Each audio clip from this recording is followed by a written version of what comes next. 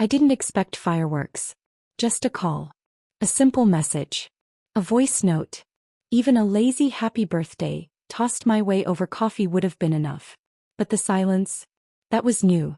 I woke up to it. Thick, heavy, curling around the sheets like fog. The kind that seeps into your lungs before you realize you're breathing it in. The apartment which had once felt warm, ours, now felt like a rental. Temporary. Hollow. I glanced at the clock. 8:03 a.m. Daniel was usually up by now. Even when he traveled, he texted early. Especially on days like this. I reached for my phone, sleep still tugging at my eyes. Nothing. No message. No missed call. No voicemail. I refreshed my inbox instinctively. Nothing there either. I sat up slowly, letting the silence settle around me. My slippers found the wooden floor. The kitchen hummed faintly, the refrigerator the only sign of life. I didn't cry. I told myself it was early. But my birthday had always been a soft day for me. Not flashy. I didn't throw big parties or make elaborate plans. I never asked for anything. Except his time. One day a year I wanted to feel seen. Not as someone's partner or assistant or project. Just as me. I padded into the kitchen, already anticipating the possibility of some surprise. Maybe a note? Flowers? A hidden message? Nothing. Only the tulips I'd bought myself the day before. White ones. My favorite. A little wilted. I made coffee like I always did. 2 mugs. One out of habit. He wasn't here. Daniel had left 2 days ago for what he claimed was a business retreat. Some vague investor meet in Prague or maybe Lisbon. I honestly couldn't remember which. He'd been cagey about the details. Said there wouldn't be Wi-Fi, but he'd call when he landed. He never did. And now, on my birthday, I was alone in our apartment drinking lukewarm coffee, wondering how long I had been pretending that his absence was normal. At 10:15 a.m. I finally checked Instagram. Not because I wanted to find anything, but because I had to do something. The first few scrolls were innocent enough. A former coworker's baby photo. A dog wearing a party hat. Some influencer in Santorini. Then there was a quick blinking miss it story from someone I didn't even follow. A woman I vaguely recognized from an event we attended last year. She had tagged a resort. A beachfront villa in Mykonos. And there, faint in the reflection of a wine glass and a sunlit window, was Daniel's watch. Black leather. Silver face. Engraved back. I knew that watch better than I knew most people. And I knew that smirk too. Not posed. Not hidden. Just careless. Just him caught in a moment he didn't think I'd see. He was supposed to be at a summit in Europe. He was supposed to be pitching new software models. He was supposed to be working. Not drinking sangria with a woman in Mykonos. Not today. Not on my birthday. It was strange the way time moved after that. The image disappeared. Probably deleted. Maybe she realized. Maybe he told her. Or maybe she just didn't care. But I'd seen enough. I didn't throw my phone across the room. I didn't fall apart. I didn't call my best friend or scroll through every woman's profile he'd ever liked. I just sat. And the coffee grew cold in my hands. Around noon my mother called. "Happy birthday, sweetheart." Her voice was cheerful, warm, hopeful. I forced a smile. "Thanks, Mom. Are you two going out tonight? I hope he's planning something nice." I hesitated. Then lied. "Yeah. Think so. He's planning something low-key." She sighed with relief. "Good. You deserve it. You've always been too quiet about your celebrations." I bit my tongue. Didn't say what I wanted to. That I was sitting on our couch, still in my robe, with mascara from the night before smudged under my eyes. That the man I'd built 6 years of dreams with was likely half-naked in a Mediterranean villa, sipping cocktails with someone who wasn't me. That I hadn't even gotten a happy birthday. After the call I cleaned the apartment. Sounds stupid, but it felt necessary. Like if I could just make the place look right, maybe something else would fall back into place too. I scrubbed the sink. Washed the bed sheets. Threw out half-used candles and old magazines. Every time my phone buzzed, my heart jumped. But it was never him. An email from a clothing store. A notification from the food delivery app. A birthday coupon. Nothing from Daniel. By 5 p.m. it was starting to sink in. Not just that he wasn't going to call. But that he didn't forget. He chose not to remember. Around 6 the sky turned gold. I sat by the window watching people pass on the sidewalk below. Arms linked, laughing, heading to dinner reservations and birthday celebrations and dates that felt fresh and tender. I used to look like that. Once. A knock at the door startled me. I opened it to find a delivery man with a small white box. "For Clara Vance?" he asked. "Yes." He handed it over. "Paid in advance. No note." I didn't even feel surprised anymore. Inside was a single cupcake. Red velvet. My favorite. One candle unlit. I stood there, box in hand, wondering if it was a peace offering or a form of mockery. Was it from him? Or someone else trying to cover up for his absence? I closed the box. Put it in the fridge. Never ate it. The rest of the evening passed in a haze. I didn't check his location. I didn't stalk her page. I just let the day end. Quietly. Like the last page of a chapter one didn't even know I was writing. At midnight, I got up from the couch, walked into our bedroom and opened the top drawer of my nightstand. I pulled out the photo strip we'd taken years ago in Paris. Goofy smiles, crooked kisses. Then I pulled out the notebook I used for my sketches. And for the first time in months, I picked up my pen. The first words I wrote were simple. He didn't forget. He just didn't care. When people talk about love that spans years, they speak in absolutes, like it's a steady climb upward. A logical progression from dating to domesticity, with shared Netflix accounts and toothbrushes by the sink. But no one talks about the slow fade. The erosion. How the very foundation you trusted to hold your weight starts to crack in places too quiet to notice. That's what happened with Daniel and me. Not a single dramatic collapse. Just decay. Silent.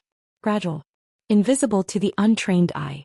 We met at a tech conference in San Francisco, both pretending to be more confident than we actually were. I was a UX researcher fresh out of grad school. He was a rising product manager at a fast-scaling startup. His badge had a gold stripe. Mine was plain blue. He made me laugh within 5 minutes. That alone felt rare enough to spark something. He said I had quiet magnetism, and at the time I thought that was poetry. Now I think it was code for, "You won't challenge me." Our first year was soft. He sent good morning texts. Left little notes in my bag when I had long days. We shared ramen in tiny restaurants and planned imaginary vacations we couldn't afford yet. He introduced me to his friends early and they loved me. Called me grounding, like I was some kind of stabilizer in his otherwise chaotic world. They didn't say it outright, but I could tell. Daniel was the high flyer, the loud one, the man with plans so big he never quite stayed still. And I was the one who made it all feel stable. At the time I took pride in that. Now I see the danger. The cracks didn't show until year 3. It was subtle. A missed date night here. A forgotten story there. I'd tell him something and a week later he'd act like it was news. I brushed it off. He was building something. Startups were stressful. The man barely had time to eat, let alone remember every conversation. Besides, wasn't this how mature relationships worked? You gave space. You held down the fort. You didn't make a fuss. By year 4 I stopped talking as much. Conversations turned into briefings. He'd come home from the office and collapse onto the couch, scrolling while I recapped my day in bullet points, just to make it digestible. When I tried to talk about feelings, he'd reach for logic. "You're just overthinking it," he'd say. "I don't know what you want me to do differently." And maybe I didn't know either. I only knew that it felt like we were cohabiting a memory of love rather than the real thing. Year 5 was when I first met her. Her name was Tessa. She was just a client, then. A tall, striking woman with cold eyes and a silver laptop, who joined one of Daniel's partnership meetings as a rep from a major investment firm. I'd stopped by his office to drop off lunch. Daniel introduced us. She smiled too tightly. "You're Clara?" she asked, like my name had been a puzzle piece that didn't quite fit. That night Daniel said, "She's intimidating, isn't she? But she respects results." I like that. I didn't think much of it at the time. Now I wonder if that was the first breadcrumb. By year 6 we were engaged. A quiet proposal. No cameras. No family. Just the 2 of us in our apartment over takeout containers and cheap wine. He didn't even kneel. Just said, "We should do this. It's time." I said yes. Not because I felt certain, but because I felt exhausted. I'd invested so much. 6 years. Hundreds of tiny compromises. The life we were supposed to build, wasn't that just around the corner? Surely this was the reward. It had to mean something. But instead of planning a wedding, we drifted. I asked about venues. He said we should elope. I talked about rings. He rolled his eyes. It's just jewelry, Claire. Don't be sentimental. I started sleeping with my back turned to him. Not because I was angry, but because I didn't feel welcome anymore. My friends noticed. Emily, my closest from college, pulled me aside one night after dinner. Are you okay? She asked. You're quieter. I laughed. I've always been quiet. Yeah. But this feels different. Like you're trying not to say the wrong thing. I looked down at my wine glass. It's just stress, I said. We both knew it wasn't. The final 6 months were a blur. Daniel traveled more. Business expansion, he claimed. Always vague. Always last minute. And when he was home, he was elsewhere. His phone was suddenly locked with a new passcode. He never left it unattended.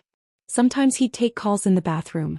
Once, I caught a text flashing across his screen before he quickly turned it face down. Tessa, miss you already. I said nothing. Not out of fear. Out of certainty. Because the moment I opened that door, there would be no going back. And I wasn't ready yet. That brings us back to my birthday. The culmination of everything. Because deep down I think I knew. When I woke up that morning, I didn't expect him to be there. But I expected something. Some tiny trace of the man I once knew. The one who left love notes and remembered my favorite kind of cake. Instead, I got a photo from a stranger's story. A shadow of a man sipping wine beside the very woman I'd been quietly battling in my own mind for months. And that's when the illusion broke. Not just of him, but of me. I wasn't the grounded one anymore. I was the forgotten one. And I wasn't going to play that role again. The next morning didn't begin with drama. No shattered glass. No suitcases flung open in fury. It began with a list. I made it while sipping black coffee the same way Daniel liked it. Bitter. Efficient. Except this time the list wasn't about groceries or work to-dos. It was about my escape. The apartment lease? It was joint, but the deposit was mine.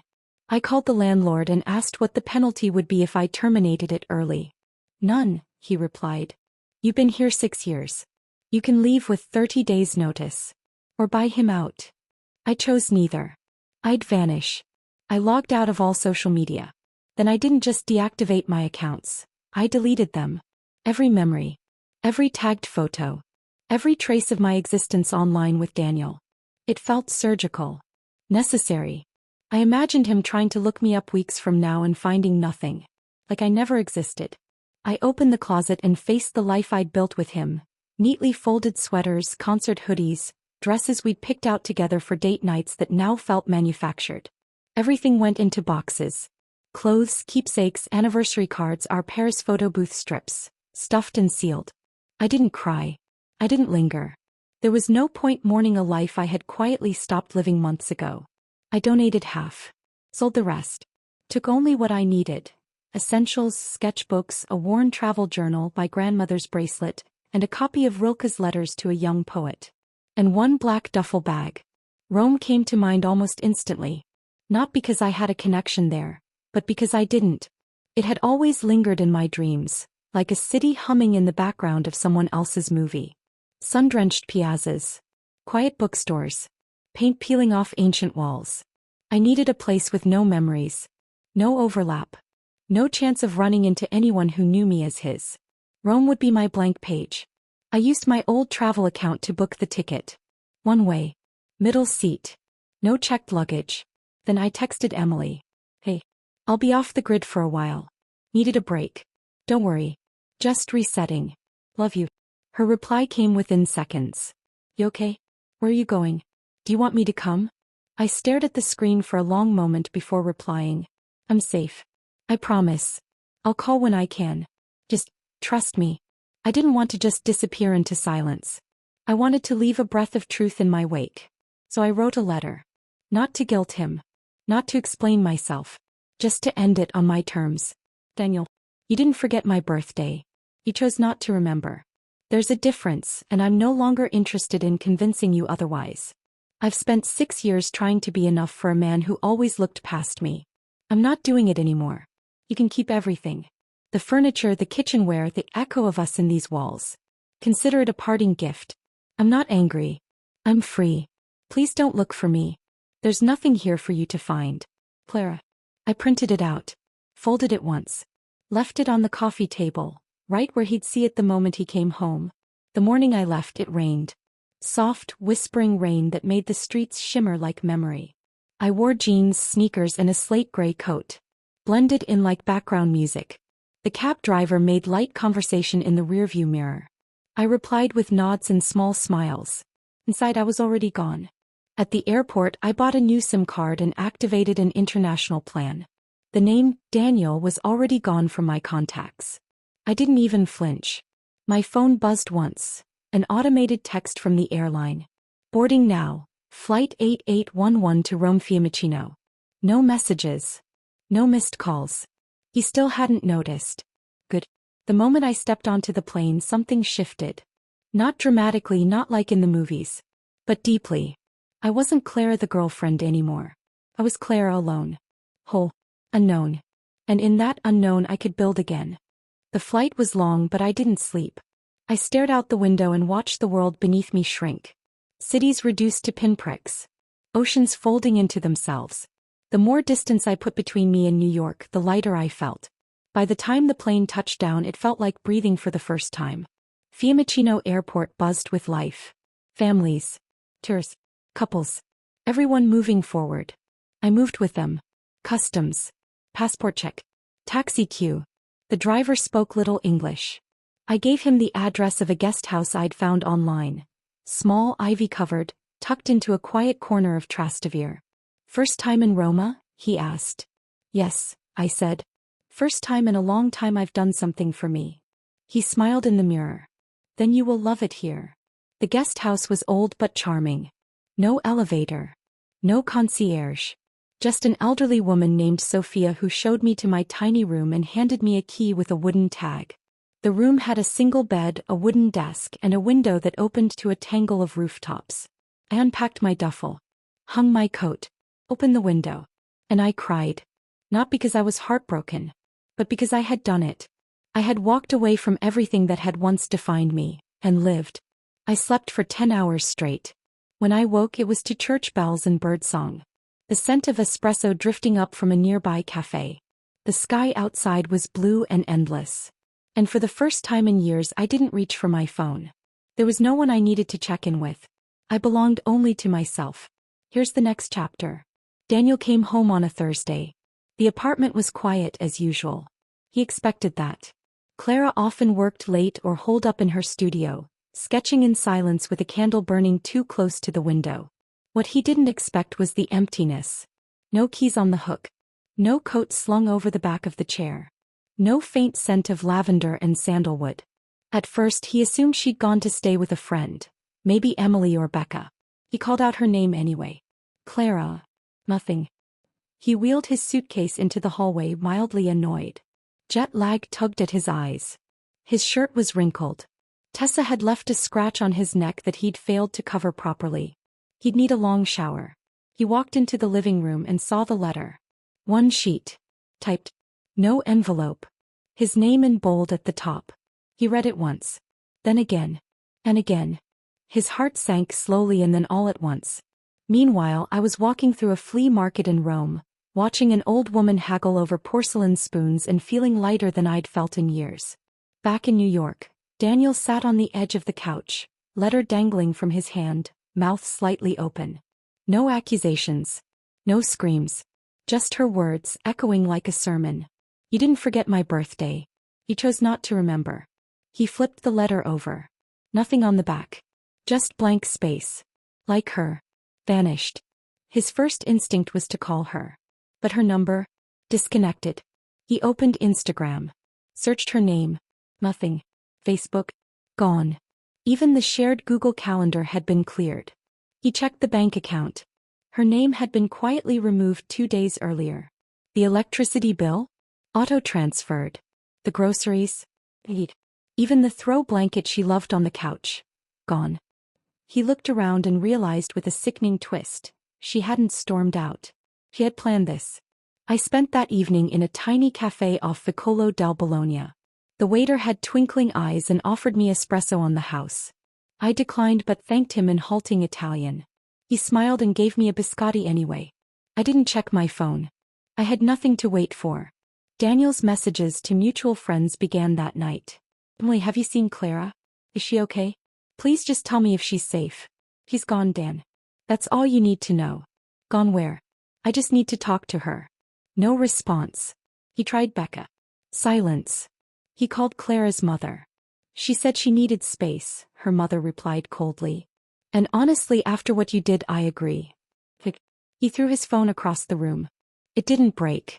Not like Clara had. He began piecing it together slowly. Found a receipt from a courier company. Looked into her bank statements. Realized she'd liquidated half their joint savings into a separate account months ago. The Clara he knew would have cried. Would have begged for closure. Would have stood in the doorway demanding answers. This Clara. She had studied the art of disappearance. And she was good at it. I visited Villa Borghese the next day. Sat by a statue and sketched the curls in its marble hair. Children ran past me laughing in languages I didn't understand. It didn't matter. No one here knew my story. No one looked at me with pity or history. Daniel began unraveling. He searched for her in the places she loved. Her favorite bookstore, the gallery she volunteered at. He called every contact she had in her phone. Nothing. Not even a whisper. He reached out to Tessa. The woman he'd left Clara for, the one he'd thought he wanted. But something had shifted. Tessa didn't laugh at his jokes anymore. Didn't seem interested in pretending this was love. You look like you've lost something, she said bluntly over dinner. Or someone. He didn't reply. But he had. And he knew it. In Rome I was discovering new things, quiet joys. I started volunteering at a community art center. Just once a week. Helping local kids paint murals. I didn't talk much. I didn't have to. My silence was no longer punishment. It was peace. Daniel tried showing up at my old workplace, even though I had already resigned. She's gone, the HR assistant told him. No forwarding address. Just a resignation letter that said, thank you and goodbye. In a final, desperate act, he drove to my mother's house. I just want to know she's alive, he said, eyes dark-circled and defeated. Please. My mother stared him down with more strength than I'd ever known her to have. She's not your responsibility anymore, she said. And you were never hers. She closed the door without another word. I didn't know any of this. I was in a quiet Roman bookstore when it happened. Flipping through a dusty poetry collection with yellowed pages and the smell of old ink. The owner, a kind man named Marco, gave me a discount because I told him I loved Neruda. That night I slept with the windows open and a notebook by my pillow. I sketched dreams that had nothing to do with Daniel. Daniel's apartment grew quieter over the next week. No mail addressed to Clara. No text responses. No clues. He started talking to himself. She'll come back, he muttered. She'll come back when she calms down. But every day passed and she didn't. Because I wouldn't. Because I had seen what silence could do. And I had chosen it not as retreat but as revenge. One day in Rome I received an email from a gallery, an invite to submit my work. They'd seen one of my sketches at the community center and asked if I had more. I said yes. Rome didn't heal me overnight. It wasn't a magical spell or a movie montage with orchestral music and instant clarity. No, Rome healed me slowly, like sunlight after a long winter. Like peeling off layers you forgot were suffocating you. The first thing I had to relearn was how to be alone without feeling abandoned. I started with mornings. In New York they were rushed. A blur of alarms, coffee to go, rushed kisses at the door when he remembered, and texts exchanged between meetings. They weren't mine. But in Rome mornings belonged to me. I woke without alarms. Made espresso in a chipped stovetop mocha pot I bought from a street vendor. I'd stand by the open window, sipping slowly, listening to the street sweepers below and the distant sound of church bells. The city pulsed gently like a heartbeat just under the surface. And for once I wasn't racing it. I found a small art store tucked away near Campo de Fiori. The walls were lined with hand-bound journals and pencils that smelled of pine. The shopkeeper, an older woman named Adriana, took a liking to me after I complimented her ink collection. English? She asked kindly. Sort of, I smiled. Escaping. She gave a knowing nod. Everyone comes here running from something. I bought a new sketchbook. A promise to myself. Days bled into weeks, but I didn't count them. I began volunteering twice a week at a children's art program. Sophia, the guesthouse owner's niece, ran the place and welcomed me in after I offered to help paint a peeling wall. Before I knew it, I was supervising color mixing and drawing goofy lions with 10 legs. The kids didn't know me as the girl who'd been left. They knew me as Clara, the quiet one who knew how to draw dragons and never said no to an extra cookie. It was freeing. I kept my world small on purpose. Phone off most of the day. No Instagram. No digital trail. Just me, the notebook, and the city. I journaled like my life depended on it. Filled pages with thoughts I never had time to voice before. Sketches of people I passed. Elderly couples on park benches. Women hanging laundry, lovers pressed close in alleyways. For the first time in years I felt seen, even if it was only by myself. Then came the gallery email. Apparently, one of the coordinators had seen a few of my pieces at the community center. My style was soft, emotional. Honest, they called it.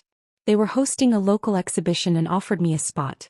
Nothing big, just a few framed works on a shared wall. But to me it was everything. It was a start. That was the day I met him. Leo Benedetti. It wasn't dramatic. No grand romantic meet-cute. Just a man with strong hands and a quiet presence who helped me carry a canvas frame I nearly dropped on the cobblestone stairs outside the gallery. "Careful," he said, steadying it. His voice was warm, unhurried. "Those streets like to bite back." I laughed, breathless. "They do." He was tall but not imposing. Built like someone who worked with his hands. Kind eyes. Salt and pepper stubble. A book sticking out of his satchel. "You're the artist?" he asked. "Trying to be." He smiled, and it wasn't the kind of smile that wanted anything from me. This was. "I restore old things," he said. "Books mostly. Paintings sometimes. I work just around the corner." That was it. No pressure. No weird lines. Just interest. We started running into each other. At the bakery across from the gallery. In the morning market. Once at the river where I was sketching and he was reading. Each time he greeted me like we'd just picked up a conversation that had never ended. No assumptions. No chase. Just presence. Leo didn't ask too many questions. He didn't press when I hesitated to talk about my past. He didn't try to fix me or make jokes at the expense of my silence. He just showed up. Gently. When he learned I loved poetry, he brought me a worn copy of Rainer Maria Rilke in both English and Italian. When I admitted I missed the smell of cinnamon from back home, he brought me cinnamon tea from a shop that imported rare spices. Protective but not possessive. Supportive but not overwhelming. It was terrifying. Because it was real. One night, we sat on the steps of the fountain in Piazza Santa Maria, sharing gelato. He watched a couple arguing across the square, then looked at me and said, "I've always believed silence is sometimes louder than shouting." I nodded. Silence is how I left. He didn't ask me to explain. He just looked at me like I had handed him something precious. And he didn't drop it. Meanwhile, in New York, Daniel was spiraling. He'd filed a missing persons report, but the police dismissed it quickly. "She left you. That's not a crime." He posted a vague message online. "If anyone's heard from Clara, tell her I'm sorry. I just want to talk." No one replied. Because by then my friends had turned cold. Not with cruelty but loyalty. He had underestimated what silence could do. How it echoed. How it created space wide enough for guilt to bloom uncontrollably. Back in Rome I was painting again. Not for anyone. Not for Daniel. For me. And Leo was often around. Not watching. Just being. One day I looked up from a canvas and saw him repairing an old photo frame for a widow who'd brought it in. His hands were steady. Reverent. Like he understood that the past was sacred. But not something to stay trapped inside. And for the first time I let myself imagine what healing might look like. With someone. Not because I needed saving. But because I had already saved myself. And someone who simply walked beside me. That could be enough. Success, it turns out, can be fragile when built on illusion. In the weeks after I disappeared, I buried myself in restoration. Of my art, of the quiet space inside me, of the person I had long left behind. Rome offered me anonymity, Leo offered me presence, and I offered myself the one thing I had never truly claimed. Freedom. But across the ocean, Daniel's world began to fracture. It started small. A late response to a partner email. A missed investor call. A minor product bug that spiraled into a PR issue when a client posted about it on Twitter. Daniel had always been the calm center of chaos, the polished one in the room. But now something felt. He's distracted, someone whispered at a team meeting. His energy's weird, said another. Even Tessa noticed. You're slipping, she said one night, leaning across his kitchen island in one of his old shirts. Your CEO told me you missed 3 meetings this week. Daniel didn't respond. Because he couldn't say what was really on his mind. That he couldn't sleep. That her silence was driving him mad. That every time his phone buzzed he prayed it would be her. Even just one message. But nothing came. Back in Rome I was selected for a solo wall at the gallery. It was a small show. Local. Intimate. But mine. I stood there on opening night, surrounded by strangers admiring moments I had lived and bled into paper. Leo arrived midway through, quiet and steady, carrying a tiny bouquet of white tulips. I figured these deserved to come full circle, he said. I smiled, touched something real and tender. Stay with me? I asked. Always, he said without hesitation. Meanwhile, Daniel was unraveling. The media caught wind of a data leak within his startup. It wasn't catastrophic, but it was messy, and mess had never stuck to him before. One outlet called him a CEO under pressure. Another ran a headline. From disruptor to distracted. What's happening at DKC Labs? Investors pulled back. Partners stopped replying. Clients became cold. Tessa's tone shifted. This wasn't the deal, she snapped after one public blunder. I didn't sign up for your downward spiral. They fought. Loudly. Until she slammed the door and didn't come back. Daniel stood in the echo of the apartment, our old apartment, staring at the ghost of everything he thought he had control over. And then came the conference. A global tech innovation summit in Berlin. Daniel was still a name, still invited to keynote, though his assistant quietly noted that 2 sponsors had dropped from his panel. He walked on stage in a pressed suit, his smile carefully glued on. The lights were too bright.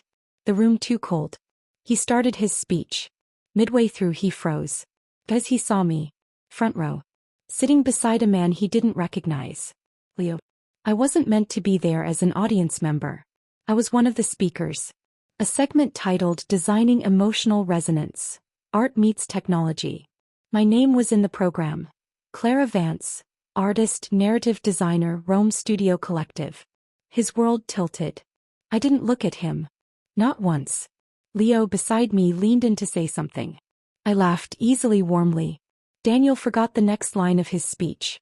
Fumbled. Covered with a joke that didn't land. He made it through but barely. Later I delivered my talk. I spoke of human-centered design, the power of memory, the dignity in subtlety. The room was full. The applause genuine. Daniel sat in the back now. Alone. When I stepped off stage he tried to catch my eye. I turned away. He followed me into the networking hall.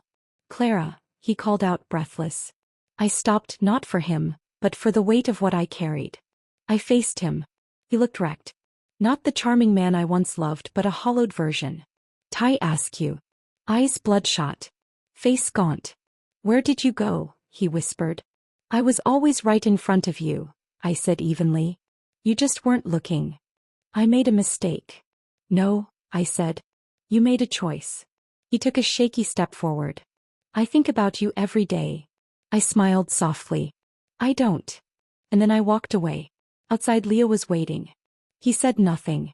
Just took my hand and walked with me into the Berlin evening. Later that night I got a message. Daniel again. You were always the best thing in my life. I see that now. I'll never stop regretting it. I read it once. Deleted it. Because regret wasn't my responsibility anymore. I didn't check his profile often. But when I did I saw the descent happening frame by frame. His Instagram feed shifted from curated smiles and business suits to vague motivational quotes. His Twitter, once filled with product updates and corporate wins, grew quiet then desperate. Retweets about heartbreak. Articles on loss. A podcast episode about self-sabotage. It was almost surreal watching a man so composed disassemble himself in public. I could have pitied him. But I didn't. Because regret is not redemption. It's just the aftermath. After Berlin, Leo and I flew back to Rome together. He didn't ask what Daniel had said. He didn't try to dissect it. He simply reached for my hand once the plane lifted and held it like a promise, not a performance. I realized then what safety felt like. Not quiet compliance, but quiet presence. Meanwhile, Daniel was imploding. It wasn't loud, at least not at first. But the cracks deepened. A week after the Berlin summit, 2 of his board members requested a meeting. They expressed concerns about his mental clarity, about instability, about focus. "Your vision is blurry," one of them said. Daniel nodded, pretending to listen. But all he could think about was the way I had looked at him. No, through him. As if he were no longer a character in my story. Because he wasn't. I didn't block his number after Berlin. I wanted him to feel the full weight of silence. And he did. Every week a new message would appear. "I'm sorry. You were right. I should have said something sooner. I didn't know how to fight for you until it was too late." Each time I read them. Each time I didn't reply. He'd had 6 years. And he'd chosen her. Back in Rome my work grew. I was offered a residency with an art collective in the Trastevere district. A quiet space with sun-soaked walls and a garden out back where we sketched under olive trees. I painted like I was rewiring my soul. And Leo? He showed up every day, not just in the literal sense but in the ways Daniel never had. He brought me lunch when I lost track of time. Installed shelves in my studio without being asked. Defended my boundaries without ever demanding gratitude. He never made me feel like I had to earn love. It was simply offered. And that was the real revolution. Daniel was running out of places to hide. Tessa had officially moved to London, launching her own venture without him.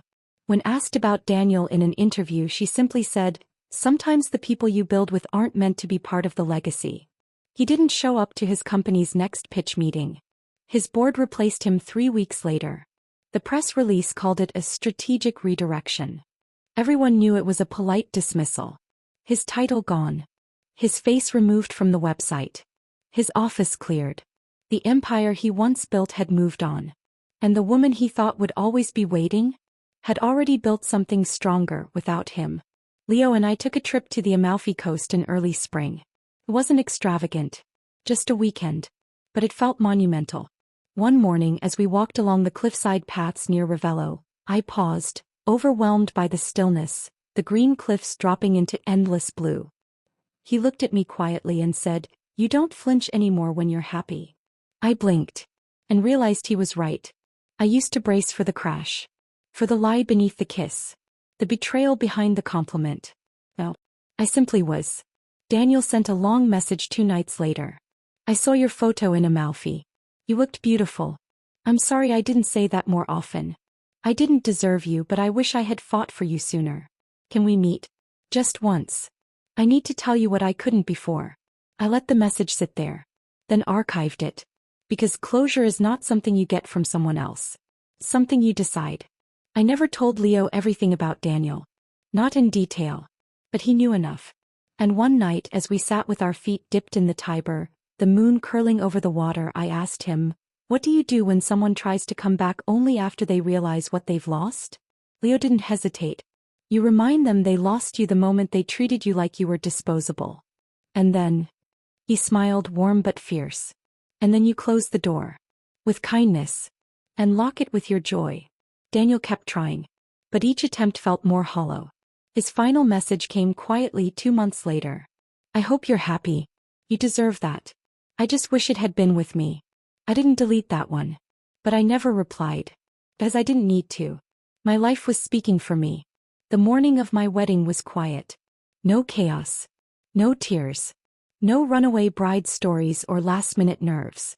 Just Rome, glowing golden, the city humming softly in the background like it had been preparing for this all along. Leo and I had chosen a small villa tucked in the hills outside the city. Olive trees, white roses, stone archways covered in vines. It was more ceremony than spectacle. No guest list swollen with strangers. Just a handful of friends, a string quartet and sunlight. I didn't wear a veil. I didn't walk down the aisle with trembling hands. Because I wasn't walking into a new life.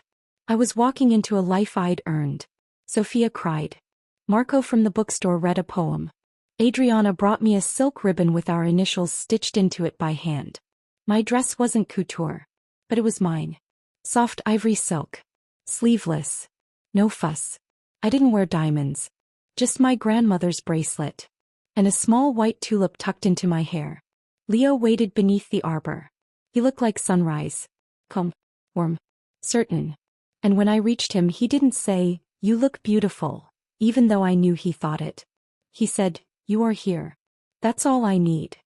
And my breath caught, not from pain but from peace. We said our vows in Italian and English. I promised to remain soft without folding. To remain honest without hiding. To love him not for saving me, but for walking beside me while I saved myself. He promised to stand steady. To protect without caging. To never let silence become neglect. When we kissed, it wasn't a firework. It was a promise fulfilled. We danced under string lights. We toasted with lemon spritzes. We kissed again not because people were watching, but because we wanted to. And for a moment the ache I had carried for years no longer lived in me. Only joy. Daniel arrived at dusk. Late. Dressed in a navy suit that no longer fit the man he used to be. He wasn't on the guest list. I hadn't told anyone to stop him. Because I knew he would come. He stood just outside the courtyard by the olive tree. Watching. Not moving. Not even breathing, it seemed. Until Leo noticed. He turned to me gently. "Do you want me to ask him to leave?" "No," I said, my voice steady. "He needs to see." So we walked. Hand in hand, across the courtyard. Past guests, past the flower-covered fountain. Until we stood just feet from the man who once forgot my birthday while vacationing with another woman.